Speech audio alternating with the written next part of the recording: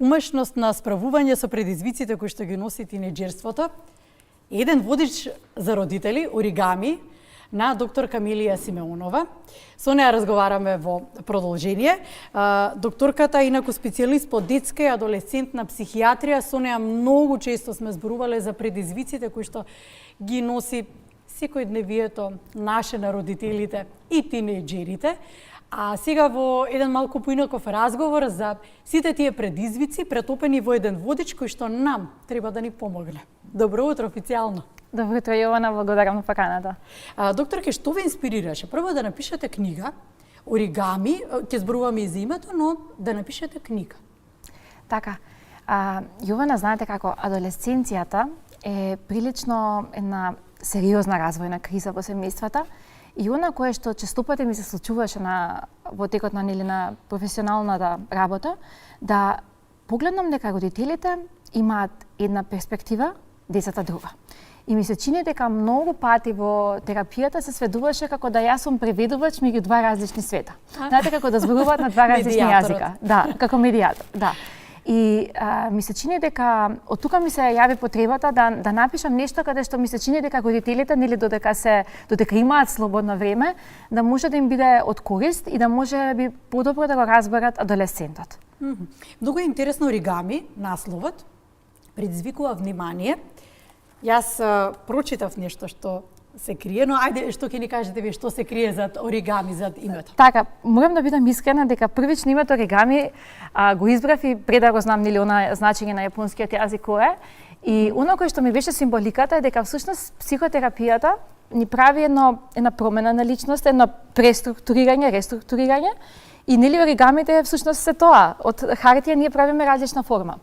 И у суштина кога го видов значењето на оригами, видов дека у суштина, пошто нели јас сум Камилија, на Галена ме викаат Ками, видов дека се состои од ори и Ками, всушност моето име е тука. И ми стана уште по-драго дека нели сум го избрала баш ова име. И у суштина ори значи хартија, Ками значи дух што не се крши. И символиката е таа дека во животот се она што не прекршува всушност служи за креирање на една многу подобра форма од претходната и од една обичен лист хартија ние добиваме на пример цвет, добиваме птица, добиваме форма. Како би опишале книгата? Зошто повеќе ќе ја доближите до родителите дека можеби во заедничката комуникација тие ќе создадат една нова под наводници идеална форма. Да. И тоа исто под наводници затоа што сите сакаме некоја идеална форма, облик идеален од нашето дете. Дали можеби таа комуникација всушност која што на некој начин знаеме да се изгубиме во истото, овој водич помага со леснотија да ја оствари. Да, и суштина затоа и го направив, да речам, во една средна големина, ни премногу долг, ни премногу краток. И во него понудив едни многу практични совети, значи во која смисла? Значи на родителите им понудив едни најкласични сценарија кои што ги носи самата адолесценција или самиот пубертет. Им ги напишав оние типични сценарија како нели вообичаено родителите реагираат. Што со таа реакција децата всушност доживуваат и како би можел на еден поинаков начин, еден да речам по корисен начин и за родителите и за децата да они имаат прилика да ја видат на другата перспектива, значи перспективата која што е всушност вистинска, онаа која што јас ја гледам на терапија. Всушност да на некој начин како они да бидат самите терапевти на своето дете. Вашата работа, вашето искуство е тема за многу разговори тука. Многу пати сме зборувале за многу предизвици кои што ги имаат и тинеџерите и адолесцентите. Колку вашето искуство влијаеше во создавањето на оваа книга? Морам да бидам искрена многу. И факт е дека работејќи со млади и работејќи, да речам, психотерапија, многу често и знаете како и ние го препознаваме нашиот адолесцент, односно нашето дете, пошто знаете како сите ни животот си го носиме своето дете со нас. И знаете како многу пати кога ќе ги видам родителите како реагираат бурно за нешто што прави нивното дете, всушност кога гледам оној адолесцент кој што они оставиле кризата тука додека биле млади и не ја надминале и сега се реактуализира со нивното дете и сега болката е двојна, заради тоа што имаме неразрешени работи од минатото и имаме развојна криза на нашето дете. И оно кој што го велите, кој што го кажавте вие, ние пробуваме да бидеме идеални. Во суштина тој го потенцира во книгата дека идеалното, совршеното е илузија. и дека е многу неблагодарно да стремиме кон нешто што не постои. И дека не постои совршен родител, туку постои присутен родител. И колку сме ние повеќе присутни во животот на детето и колку подобро го слушаме, толку сме поуспешни како родители. И во суштина и многу пораки им упатив на родителите кога нели децата бараат нешто од нив, да може да го слушнат, бидејќи знаете како никогаш ние сме заглавени со тоа да го надкомпензираме она кое што нас не недостасувало како деца и да тоа им го понудиме како идеален модел на нашите деца, а можеби тоа нив воопшто не им треба. Колку бава реченица, некако најголемиот предизвик секојдневно кој што го живееме. Да, најчесто токму тоа талкаме по тоа нешто нам што ни недостасувало да го овозможиме, но можеби не секогаш е тоа материјално, може да биде и нешто сосема друго, но можеби токму тоа не одговара на сензибилитетот на нашето дете. Најголем предизвик за вас, што беше во пишување на книгата? Дали тоа дека вие сега како доктор, со богато искуство, со животни приказни во вашето искуство, требаше да, како автор, да се инспирирате од тие, да ги преточите во книга, а при тоа да ја задржите она доверба која што постои помеѓу пациентите и докторот, така, особено во споделување на некои интимни чувства, особено во споделување на животни приказни, така што колку успеавте во сето тоа да останете имуни, да бидат буквално ваша инспирација, да се преточат во книга, а сепак да останат како инспирација, да никој да не се препознае. Да, морам да кажам дека она што велите вие, што беше најголемиот предизвик, беа неколку. Прво беше моментот дека нели тргнуваш да пишуваш од позиција нели на лекар. И тргнуваш и користиш термини кои што се, да речам, прилично медицински. Докторски, вие се разбирате. Првата борба со себе, нели речникот кој што го користите заради тоа што тој прирачник не е за вашите колеги психијатри или за вашите колеги лекари, тој прирачник е за родителите. И прво почнувате да пишувате она стручно типот на, не знам, сепарација, триангулација и сите тие, да речам, психотераписки термини. После тоа викате, не, ова не оди вака. После тоа, знаете како, внимавате да, кога пишувате, бидејќи знаете како родителството е една најчувствителна, највулнерабилна категорија. И пробувате да не го навредите родителот, бидејќи знаете како родителството е прилично сензитивно. И пробувате нели низ примерот тоа да не звучи грубо, за да нели не разбудите нели бунт кон родителот. Да, не ве обвинувам за вашето однесување. Туку ви помагам.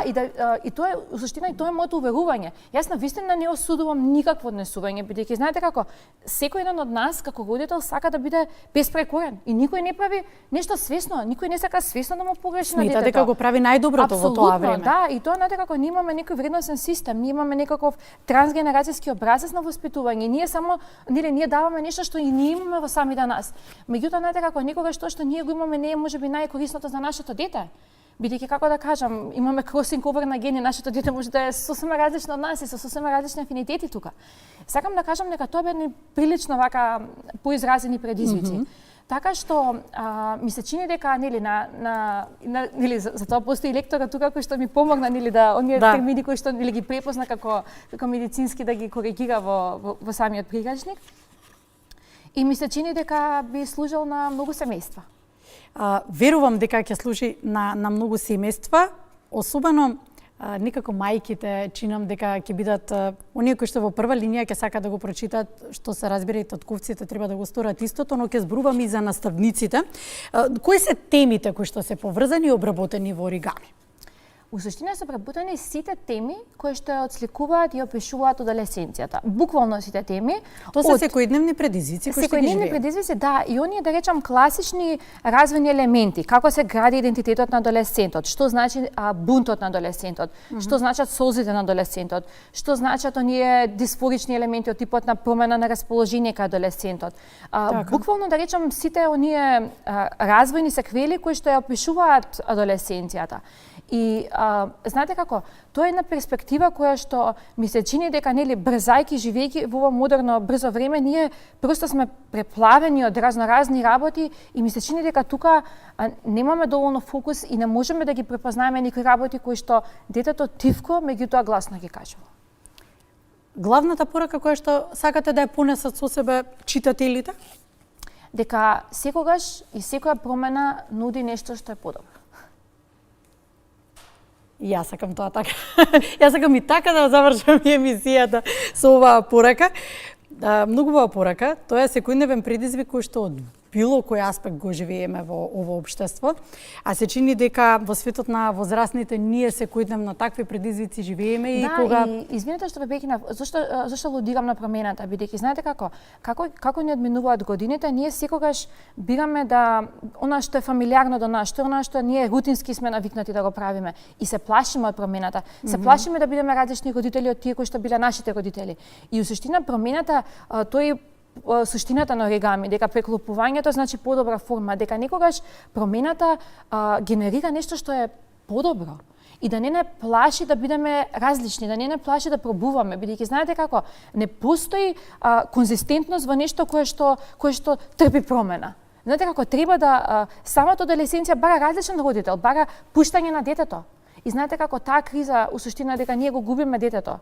Тоа е една сериозна криза за родителот. Бидејќи знаете како одеднашка ние имаме дома дете, изборуваме нели во множина ние, и одеднашка имаме адолесцент кој што е тој таа. Веќе не сме ние. Знаете, тука е онаа суштина која што родителите малку потешко нормално заради тоа што ни секогаш како вика детето да има 40 години ќе ни биде нас дете. Да, меѓутоа секогаш ќе ни биде дете, меѓутоа да му дозволиме да биде возрасен.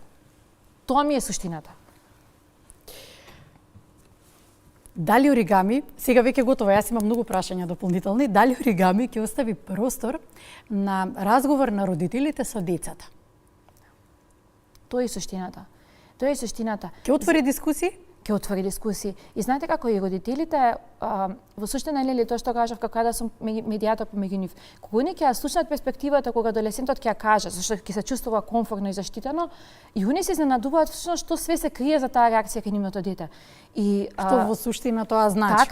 Така е, бидејќи знаете како, пак ќе кажам, родителството е доживотен процес. Родителството е нешто кое што ние не сме се родиле со упатство како да бидеме родители. Родителството е нешто што трпи промена и нешто што се минува низ текот на целиот живот. И нели родителот постојано треба да пушта да зема.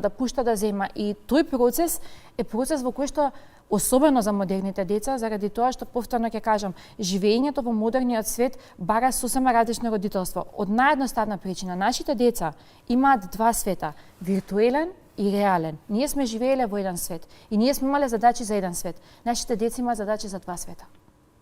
Ќе ве задржам тука уште, ќе сакам да зборувам и за наставниците. Дали колегата Ване Марковски ни е подготвен? Дали го имаме колегата Ване Марковски подготвен? Се уште не е подготвен? Добро. Го очекуваме да ни се јави од градската гимназија од Јосип Броз Тито. Ги вклучуваме и наставниците, професорите. Да. Во нивната улога во комуникација со децата. Колку оригами е наменето за наставниците, ако зборуваме дека клучот за успешен развој на еден млад човек треба да биде комуникацијата помеѓу родителот, или уште од најмлади години, помеѓу родителот, наставникот и детето, колку оригами е наменето и за наставниците? Да, и јас ќе кажам дека е наменето за професорите, заради тоа што, како што кажавте, дека родителите во модерно време имаат сериозна задача, јас истото го сметам дека и професорите. И нашите професори имаат многу повеќе предизвици него што може би имале професорите во минатото. И знаете како, ми се чини дека со самиот прирачник, јас не дадов концепт стрикно нели како родителите само треба да реагираат. Ја опишав адолесценцијата во глобала. Што однесувањето на адолесцентот значи? И бидејќи знаете како и професорите некогаш се затекнати и мене ми се случува да ја се контактирам со професори и мислам јас навистина ги почитувам професорите, мојата мајка е професорка сега во пензија. И знам кој предизвик го имаат тие работејќи со младите, јас знам колку они се трудат да ги разберат младите. И од таа перспектива ја опишав адолесценцијата што таа отсликува. И во модерен контекст, значи не што значи адолесцентот нели кој што бил пред 40 години, него што значи за овој адолесцент. Буквално еден модерен прирачник каде што и наставникот и родителот и секој еден кој што во обкружување на адолесцентот ќе може подобро да развие, да разбере таа адолесцентна динамика. Ајде сега ќе го вклучиме колегата Ване Марковски, дали професорите ги остварија своите цели во првото полугодие, дали се задоволни од нивната мисија во секојдневните предизвици кои што ги живеат со тинеџерите, со адолесцентите? Ване, те слушаме како на дополнување на разговорот. Да, внимателно ве слушавме со соговорничката. Јас ќе го надополнам разговорот и ќе продолжам секако со мојата соговорничка. Се наоѓаме пред средното Јосип Брос Тито во Скопје, Емилија Величкова, наставничка по македонски јазик, класен раководител, наша соговорничка. Добро утро. Добро утро. Го завршуваме веќе првото полугодие, убаво кажа колешката Јована од студио, ако можеме да направиме сублимат, дали се наставниците, професорите задоволни од работата овие први неколку месеци во однос со дечињата? А секако дека би требало да бидат задоволни, меѓутоа И младите, реков дечињата. Така, меѓутоа секогаш може подобро, ние така велиме. А секогаш од нив очекуваме многу подобри резултати, особено до крајот на учебната година. Првото полугодие течеше солидно за поголемиот дел од учениците, особено за оние во прва година кои што дојдоа, тие се уште се навикнуваат на атмосферата, се адаптираат на новитетите, на професорите, на наставниците и ние се уште се запознаваме со нив. Меѓутоа очекуваме многу подобри резултати до крајот на учебната година. Сега во однос на темата во студиото и во однос на улогата на наставниците во воспитувањето на детето, колку тука каде тука коегзистираат родителите и наставниците, каква е нивната соработка денес и што можеме да промениме за да биде подобро се за добробит на детето? Јас би започнала со тоа дека училиштето не е само образовна институција, туку и воспитна институција.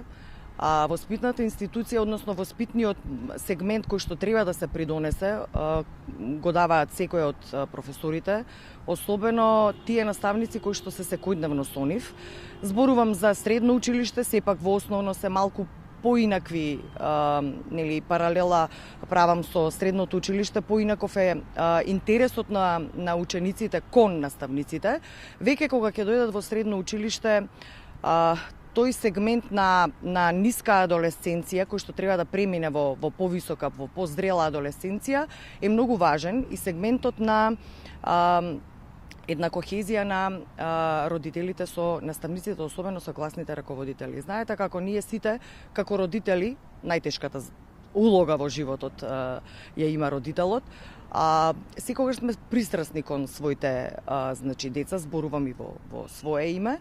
Меѓутоа, секогаш мораме да бидеме и реални во однос на тоа дека децата не се истите, не се однесуваат исто и во училиште и дома. И секако дека мора да дадеме придонес не само наставниците, туку и родителите. Доколку има една добра комуникација, секојдневна комуникација помеѓу родителот и наставникот, тогаш ученикот ќе знае дека и од двете страни е согледуван секојдневно, сите негови нешта кои што ги, да речам, ги создава, ги тековно во текот на денот во училиштето ги преживува, дека можеби ќе бидат делумно, да речеме, пренесени, односно не пренесени во поглед на целосно класниот раководител, нели да се јавува, да пренесува се што треба, се што е потребно да дознае родителот. Затоа што ние како наставници имаме и голема улога во однос на нивното созревање. Секогаш учениците кога ќе дојдат на училиште се сакаат внимание, сакаат да се слушнати, сакаат да споделат со нив нешто, па дури и од дома. Колку е тука важна искрената комуникација од страна на родителите и што вие како наставници тука би променили и би ги посоветувале родителите, сето тоа за доброто на нивните деца? Имаме ли се уште родители кои што немаат искрен пристап со наставниците и за жал не го разбираат во целост ова што досега го зборувавме? Како и секогаш постојат родители кои што немаат искрен однос со класниот раководител, особено и со наставниците. Нормално е дека си ги сакаат своите деца, ги сакаат, но треба да им веруваат.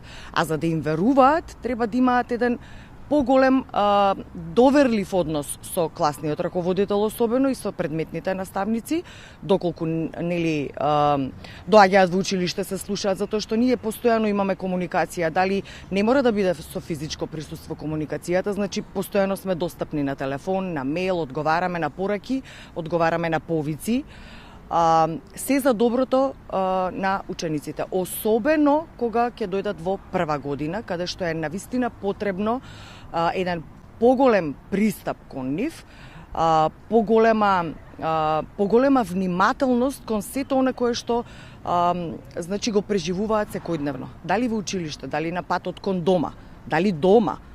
Затоа е многу важен искрениот однос на родителот кон класниот раководител, дури и во најдоверливи ситуации, затоа што класниот раководител секако дека нели ги преживува истите нешта, затоа што јас велам секој пат на родителите кога ќе дојдат, ние сме им втори родители во овој дом овде, каде што го поминуваат нели половина денот време од денот.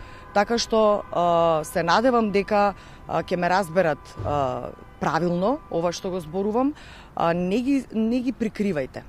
Да, ме боли глава денеска, ме боли стомак, може ли да не одам, не сум подготвен за училиште. Еднаш, два пати.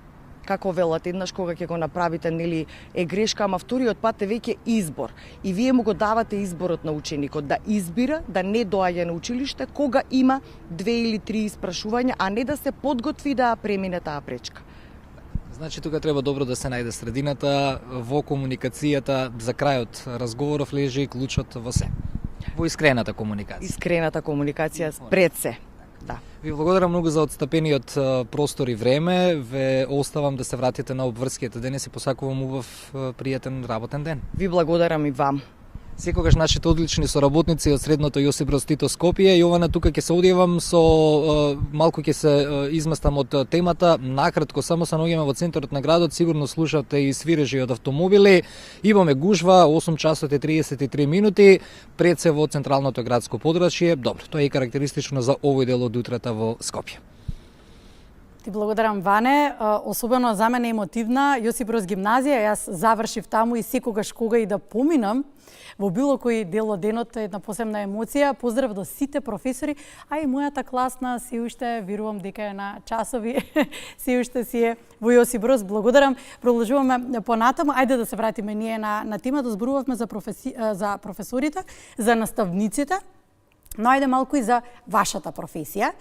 Дали пишувањето ви донесе еден малку поинаков поглед на вашата професија?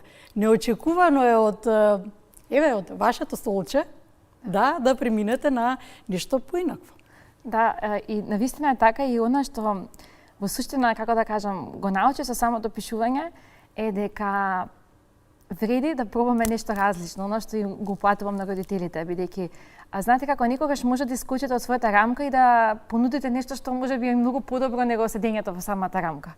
И пишувањето ми даде една друга перспектива да видам колку суштина психијатријата, бидејќи тоа е нешто што страшно многу го сакам, колку во суштина нуди различни перспективи, бидејќи знаете како кога сте заглавени, работите во болница, работите во свет на крв, некако, нели, вие сте докторот со белиот мандал што нема капка крв на него и знаете како многу имате една поинаква перспектива. А кога ќе го добрете пенкалото и кога ќе почнете да пишувате, тоа е вашата уствари фамилна позиција. Меѓутоа креирате нешто што е различно од докторски свет. Така што прилично беше убава емоција. Што научивте за себе создавајќи оригами? Дека можам повеќе. Ова е добро, ова е одлично. Тоа значи дека ви се отвори пат и посакувам да биде така, нека ви биде со леснотија и да очекуваме продолжение. Да очекуваме некои поинакви форми за подобро. Ветувам. Да, благодарам докторке, благодарам што ни бевте гости. Со нетрпение очекувам да ја прочитам книгата која што пред се надевам дека ќе биде одлична алатка и за мене во умешноста на справување со предизвиците на тинеџерството. Да, благодарам.